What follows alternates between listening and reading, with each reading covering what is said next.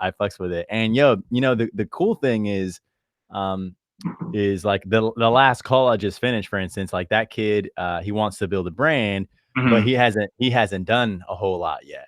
And so it's like, okay, when you're building a brand and you haven't done a whole lot, you kind of gotta come at it very different, because you don't have anything that you can say with a whole lot of confidence, So then your angle has to be, hey, I don't know anything, but I want to learn shit. Follow me on my journey, let's say, right? With you, it's a little different because you have chops, you have experience, you have past failures, which people love, by the way. You have wins, you have a bunch of shit that you can talk about. And the thing about it is, if you go out and share right now, like your past wins and failures and whatever, almost no one's going to give a shit other than the people who like know you already. Right. But that's fascinating to me, because the reason that the people who know you already will is because they know who you are. Like, they have that context on you.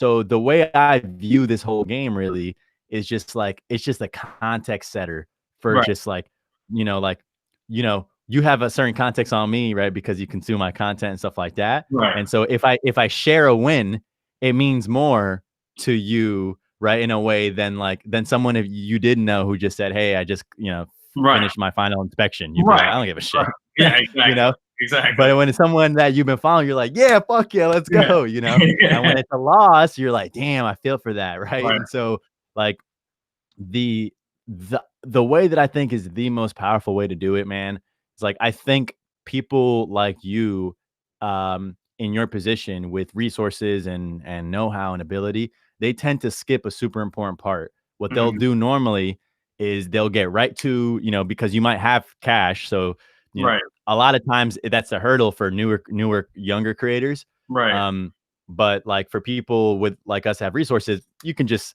snap your fingers, get a videographer, and then before you know it, you go overnight. I see these guys, I see it all the time. They go overnight from like no content to fucking 20 pieces a day, photos, quotes, videos, and like the whole thing. But like, but still no one cares still, right? Because they kind of skipped that phase of like, you gotta, well, it's the why. And like the reason I think, people resonate with like my journey, I think it's less me, but I think it's more like what I'm after, and so this is going to be my advice for you. It's like, I don't know what your why is.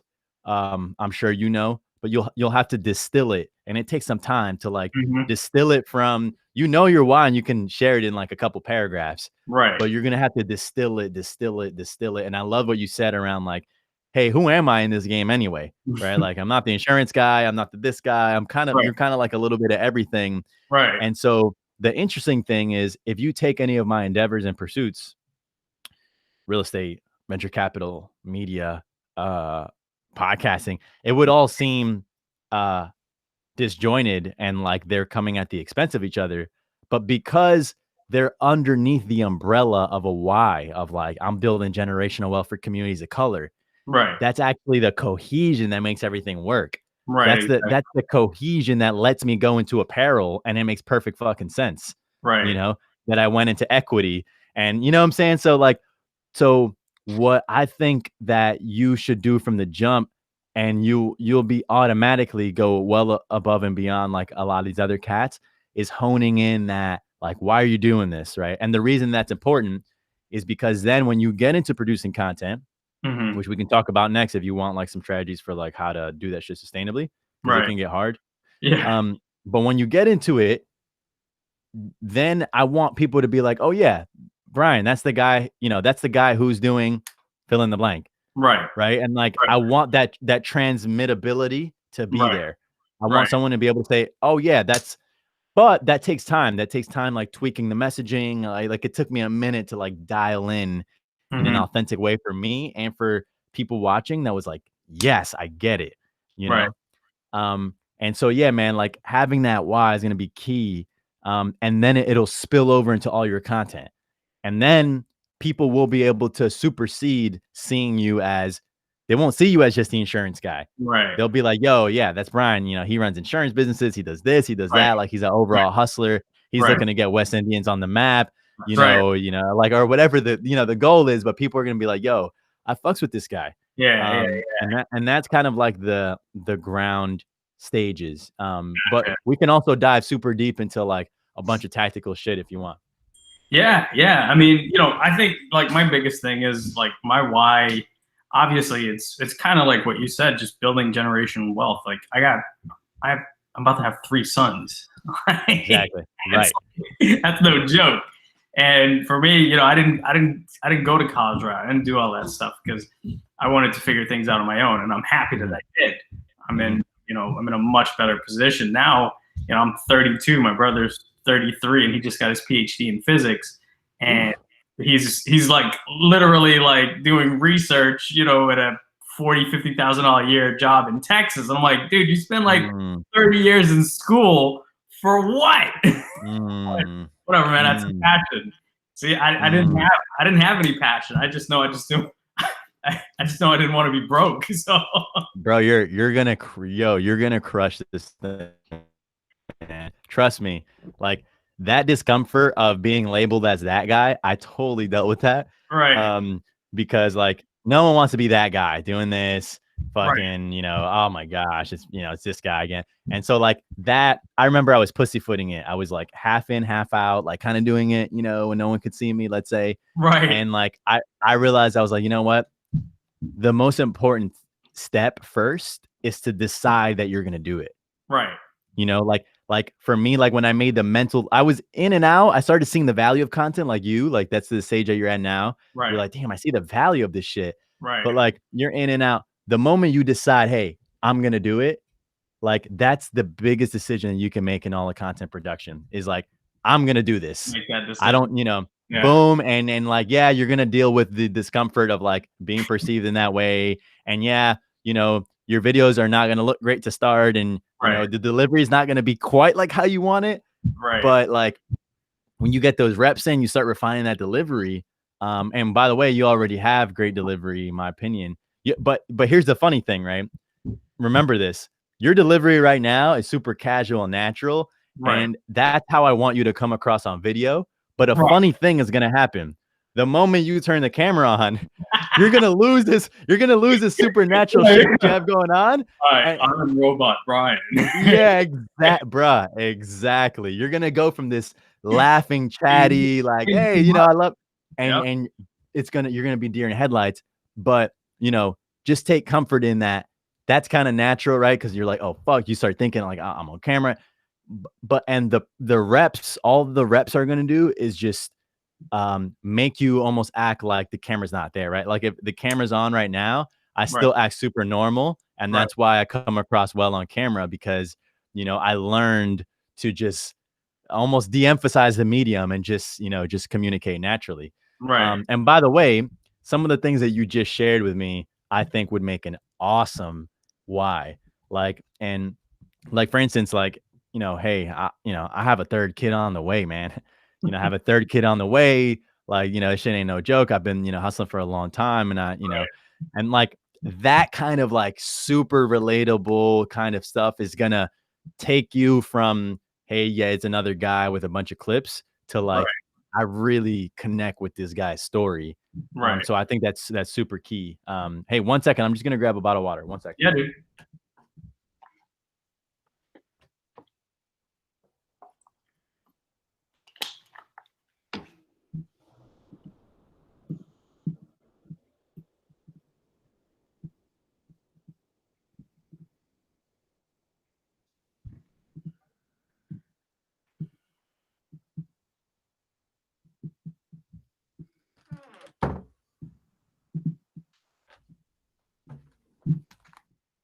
So one other note that I was going to say is, at first I was really scared of repetition because the messenger gets tired of the message far before the audience does. Gotcha. Right? So like Instagram and all these social platforms only deliver a very small percentage of your content organically to your audience. Okay. So when you post something, only 3% of your organic audience, and those are the 3% that are most deeply engaged with you, Right. Instagram is gonna serve it to them, which Huh. means you still have a massive chunk of the audience that's unpermeated with that message. Gotcha. So this is, it kinda sucks, but, the it kinda sucks because you can have a great piece of content, and the more organic engagement there is, Instagram will go serving it to more and more people, so you can Mhm. permeate more with, more resonant pieces of content. And that's why I drop so much messaging and I tweak headlines and like I take note of the things I do well. And then I try to like, navigate it that way. Yeah. But I mentioned this because don't be afraid. It's going to feel repetitive at first, but Right. the only way people are really going to dial in your story is not Yeah. if you say it once and then that's it. Right. It's like, that repetition of that training your audience. Yeah. And you'll feel uncomfortable because you'll get tired of it way before anyone else does Yeah. because you're the one sharing it every time. But then people will start, you got to train them to be like, especially because you got to retrain them in a way for people who already follow you. Right. And then, that's like how you're gonna is lead with, story. Okay. So anyway, happy to take it wherever you want, man. I have thoughts like the best things in practice that I put into place to create content at scale, ways to grow the audience, all that kind of stuff. Yeah. I mean, I'm super interested in that. Like, you know, one, I definitely have to work on my why, figure out, I think I'm just gonna just document this journey because I'm probably gonna buy my first actual investment property this summer.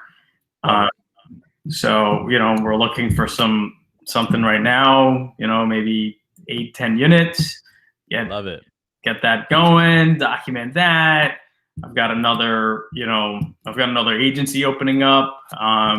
So I'm hiring new people. Maybe start documenting their training. So Hell yeah. lately, like a lot of agents, so I'm kind of one of the top agents in the country for Allstate. So Mhm. I get a lot of guys that reach out to me for help. Like, hey, how do you guys Mm. how do you guys hit your numbers? How are you crushing it? And we're putting together a training course that's going to help this group of agents, Allstate agents, really crush their business. So I'm working on that. So I mean, I got like a ton of shit that I'm working on, and the hardest part, I don't do anything and I don't say anything because it's like shit. What do I do? So Mm. I'm Mm. like, fuck it, I'm just gonna, like you said, just do everything, right? Well, I really like it because another big challenge of creating content often is shit to do, like constant, like, because look, let's be honest, like you watch television because there's conflict resolution, right? There's Right, like a hero's journey. There's a character that you meet in a world that's established, and then they're in the pursuit of something, and there's challenges on the way. right, And so, like, I love that we're not synthetically making anything here. right, Like you're actually on the pursuit of these things and right, it's already happening. And right. so let me share with you some like logistical bits that I think will help tremendously. One is, you'll need someone to capture, Hmm. for you, obvious. Um, I want you to do as much as possible with your phone on Instagram stories Okay. just to start getting you comfortable with the Yeah. medium. Yeah, I do. Because if you I do a ton of Instagram stories. All of my goddamn kids. oh, oh, funny, funny, funny.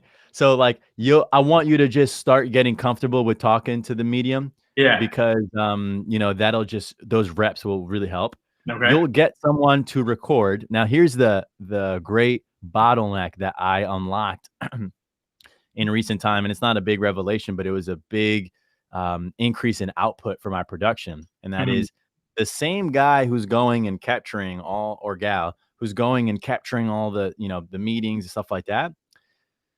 If you put the responsibility on them to also edit all the footage, Hmm. you're gonna be churning through those guys. I went through it like a lot of times because then it's really hard to do. You're spending all day recording, then you got to go back home, you got Right. to edit, but then they got to go with you the next day, and like Right.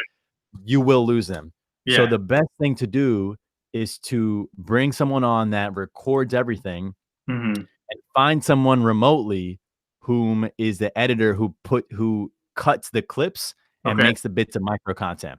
Gotcha. Okay, now I'm gonna give you the exact template, right? So I pay right now anywhere between I pay about $500 a month, and I get 25 pieces of content, Dude, and they're a month, okay, and they're delivered weekly, okay. So I have a Google Drive folder where I store all my video, all my photos, all yeah. that. So your main guy who's just gonna capture, he's just gonna record, and upload to Drive, upload to Drive, upload to Drive. Hmm. It wouldn't be beyond reason to also expect that person to create a weekly vlog, right? So their responsibility is to create like that little mini movie once a week, let's say. But Okay. everything else, the thing is that the vlog, 10, 15 minutes, is only gonna include but so many moments, but you're gonna have way more footage than what makes it on the vlog. Right. And the name of the game in order to sustain this whole thing is repurposing. So you're storing all this footage. Right. Then you have it set up so that the editor goes in there. It's his job or her job to look through footage, find a sick moment, pull it, caption it, headline, and then ship it and upload it on the drive. They do that every week. They're uploading about 5 to 7 pieces of content, right? Right. And the way it's set up for me is I don't know if you can see my phone here. You probably can't see it.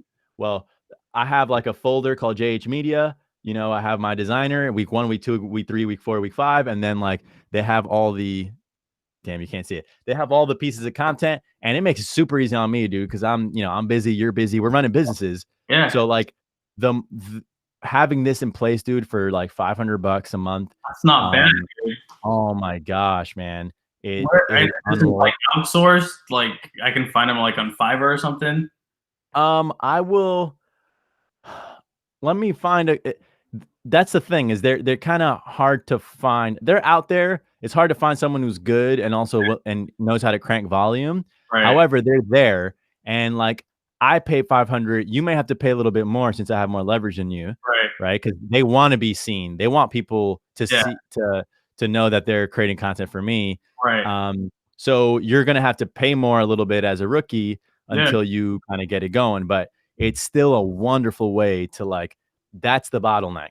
Yeah. But remember, none of that stuff will matter unless your story permeates everything. But dude, the journey of acquiring an multifamily, your first multifamily, doing it for your family, you know, doing it for your sons, your kids that's on the way, starting the agency businesses, being the franchise guy, like the fucking franchise guy, putting West Indians on the map, like you're gonna get a tight following, bro. I already know, because there's a lot of fucking cornballs whom, like, you know, they just don't have the stuff, man. Like I could just tell when someone does. It makes me so mad. I'm like, what? Yeah. What are you doing here? And I even question myself, because I want to make sure that if I'm doing something, like, you have to get value out of it, because I'll just be wasting my time and you'll be wasting your goddamn time to follow me. So that's fair. I want to make sure that it's meaty. You can actually take something out of it. One thing that I want you to do to grow your audience, okay, I'll leave you with this, is I want you to go on pages that are similar to yours, or pages that you aspire to be like. And people never think of this, but the followers of those pages are all people whom have like they've opted in and have already expressed an interest into following someone that's like similar to like how you want to roll. So what I did was I signed up for like these, you know, there's software that you can use that will automatically engage with all their followers. And you know, you can go as much as like having it comment on your behalf. So like through your profile, it'll comment on their photos like, hey, love what you're doing. And then what they'll do is they'll click through to your profile and be like, huh, who's this? And if your shit is tight and your content looks cool, you know, you'll get them to follow back. An example of that software is called Boostgram. Look, I used that, but that was like 5 years ago. I'm sure that there are other newer ones now, but that should, if you just Google like Boostgram or Boostgram competitors, you'll find the more recent ones. What I did was I never had it comment on my behalf because I didn't want to synthetically comment, but I did have it like on my behalf. Gotcha. And so then, and what I did was I set the algorithm so that it was only engaging with people who had 2,000 or less followers, because these are people whom like, they're not like out there trying to build a brand. They're just like regular people who happen to follow this person whom I felt was similar to me. So I knew that they were predetermining and saying like, hey, I like this kind of content. So it would click on their shit, like their photos, and then they would be like, huh, who's this? And then they would follow me. And so that's how I built probably my first 5 or 10,000 people. Nice. Right. Nice. And once you get to that little stage, that's all the audience that you really need to just test content. Then I wouldn't worry about growth. I would just be using it as a lab to refine your messaging. Right. Your tweet, and I want you to get crazy about experimenting. I want you to be like, hey, like, you know, just some shit that's on your mind, a fucking rant, or another one like, you know, picture your boys and like the reason why I do this, or, you know, just like jumping around, you know, drop some franchise stuff, drop some real estate stuff, drop a failure story. Like, hey, this is the story when I lost the most money. Right. And just like play around with the delivery and be multifaceted and multidimensional. Right. And, you know, it'll take a good year of like really rubber meeting road and dialing it in. And when it's locked, you're going to fucking feel it, man. And you won't feel it because the quality of engagement from people. You're going to see people are going to go from one-liners like, cool, to like, yo, I love this thing that you said here in minute 2 because I went through some. And even the moment you get the first one of those, that's when you know you're kind of on the right track. Right. And so for me, I always measured the quality of engagement a lot more than the quantity of engagement. Exactly. So I think all those things, man, paired together is going to be really effective for you. The why, using that arbitrage technique to get people to come into your funnel by following people who follow people who are similar to you. And then I gave you a logistical bit around the actual like staff, the org chart, the way it should look on the content side. There's a shooter, and then there's an editor who creates the micro. And if you pair those 3 things together, man, and you pair it with like, you do it for like a good year or 2, you will be, guarantee you, the guy, like the West Indian guy who's like a businessman, entrepreneur. People are going to look up to you. People are going to reach out and be like, yo, I haven't seen myself in a guy like you. How can I work with you? You can then empower them to be agents, and then they become owners. Like, you have a really powerful chart, like system ahead of you. You know, so I'm really excited for it, man. I think it's super powerful. I appreciate this, man. Dude, thank you so much for making yourself available for this. It means a lot. Appreciate that. Loved it, man. Hey, that email that I dropped you a note with, that's my personal email. So hit me up anytime and keep me in the loop on the journey, please. I'll be pissed off if you don't. I'll tag you on it, man. I'll tag you on it. Perfect. I love it. Share with me and take a picture. Appreciate it. All right. Yo, tag me on it, and I promise you I'll reshare some of your stuff. All right. Appreciate it, brother. Thanks a lot, man. Have a good weekend. Bye. You too.